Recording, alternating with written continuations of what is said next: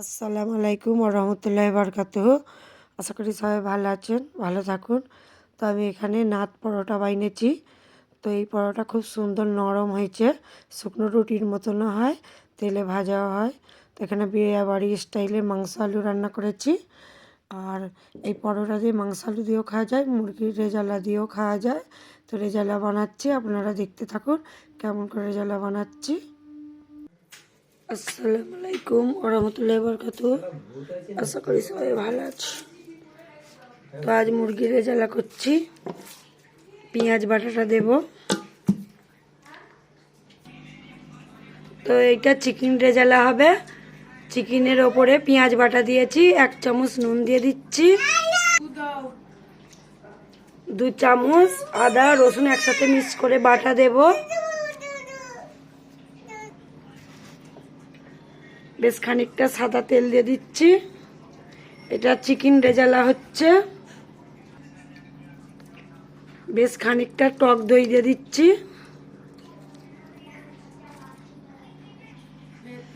বেশ খানিকটা গোলমরিচের গুঁড়ো দিয়ে দিচ্ছি। সব কিছু উপকরণ দেওয়া হয়ে গেছে। এটা হাতে করে মেখে আজ রাত্রে রেখে দিচ্ছি, সারা রাত থাকবে, সকালে উঠে রান্না করব।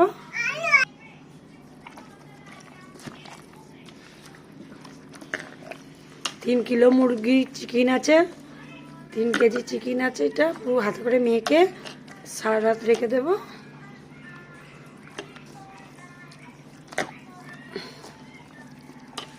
তো মাখা হয়ে গেছে, ওভারনাইট রেখে দেবো। এইটা ঢাকনাটা চাপা দিয়ে দিই, ব্যাস রেডি। আসসালামু আলাইকুম ওয়া রাহমাতুল্লাহি ওয়া বারাকাতুহু। আশা করি সবাই ভালো আছেন, ভালো থাকুন। তো আজ আমি এই যে নাথ পরোটা বানাবো। তো কী কী উপকরণ লাগছে আপনারা দেখতে থাকুন। সর্বপ্রথম নুন দিয়ে দিচ্ছি,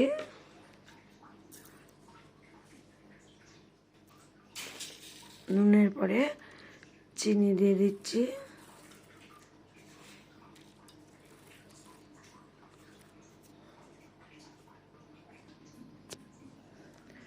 বেশ খানিকটা বেকিং পাউডার দিয়ে দিচ্ছি।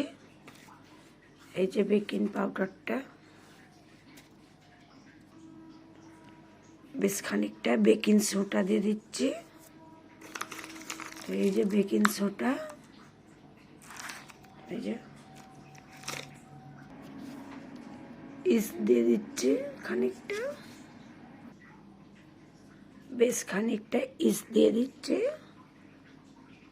আর গলাটা বসে গেছে বন্ধুরা, একদম ঠান্ডাতে প্রচুর গলা বসে গেছে। বেশ খানিকটা সাদা তেল দিয়ে দিচ্ছি।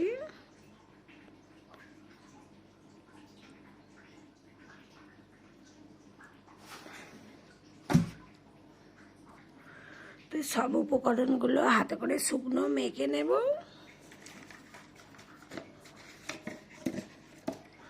তারপরে এই টক দইটা দেব, দিয়ে মাখবো। তো এইগুলো সব হাতে করে মেখে নেব। আমার গলাটা একদম বসে গেছে বন্ধুরা, আওয়াজ বেরোচ্ছে না। তো এইগুলো এরকম ময়েল দিয়ে নেব। তো ময়েল দেওয়া হয়ে গেছে ময়দাটা, টক দই দিয়ে দিচ্ছি বেশ খানিকটা।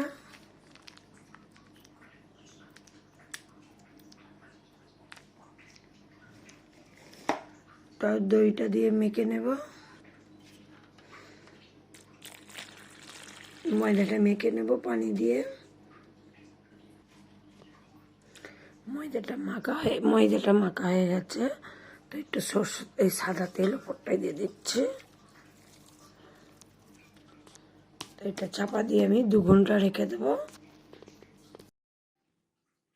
এই যে চিকেন রেজালাটা মাখকে রেখে দিয়েছিলাম, এইটা এখন বানাবো।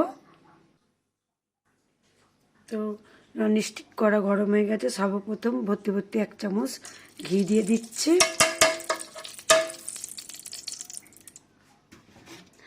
ঘির পরে সাদা তেল বেশ খানিকটা দিয়ে দিচ্ছি।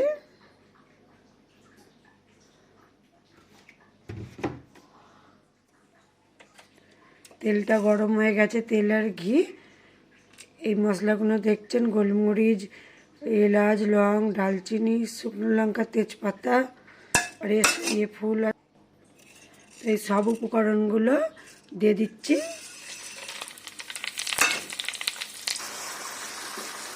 এই খাড়া মশলাগুলোর ওপরে চিকেনগুলো দিয়ে দিয়েছি।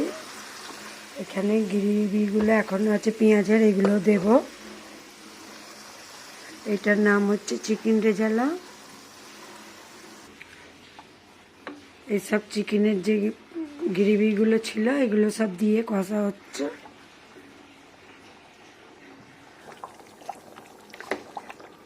তো চিকেন রেজালাটা কষা হচ্ছে, টকবক করে ফুটছে। তো কাজু আর পোস্তটা মিক্সচার জারে পিষে নেব। পোস্ত আর কাজু পিষা হয়ে গেছে। তো এখানে চিকেন রেজালাটা কষা হয়ে গেছে, কত সুন্দর তেল দাঁড়িয়ে গেছে। তো এখানে আমি কাজু পোস্তটা দিয়ে দিচ্ছি। এইটা ধুয়েও দেবো একটু। কাজু পোস্ত দেওয়ার পরে নাড়তে হয়, নাহলে তলায় ধরে যায়। তো এটা ননস্টিকের কড়া, তাই জন্য একটু ধরার চান্স কম আছে, ধরবে না তো তাড়াতাড়ি। অন্য কড়া হলে তলায় বসে যায় কাজু পোস্তটা। চিকেন রেজালার সাথে পরোটা হবে, নাত পরোটা।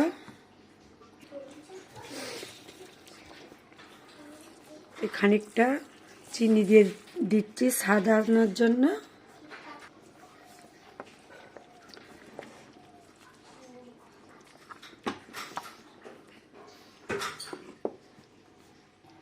এই যে পেঁয়াজের রিংগুলো করা আছে, এই পেঁয়াজের রিংগুলো দিয়ে দিচ্ছি।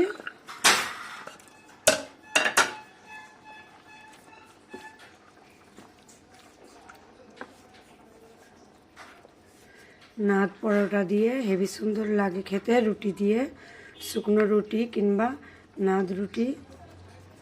তো আমি আজকে নাত পরোটা বানাবো।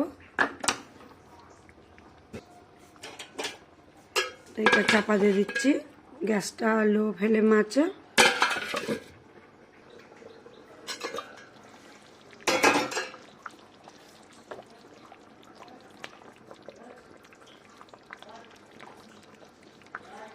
তো পেঁয়াজের রিংগুলো দেখুন সেদ্ধ সেদ্ধ হয়ে গেছে, কত সুন্দর। আর একটু বাকি আছে, হয়ে যাবে। তো বন্ধুরা, চিকেন রেজালা হয়ে গেছে।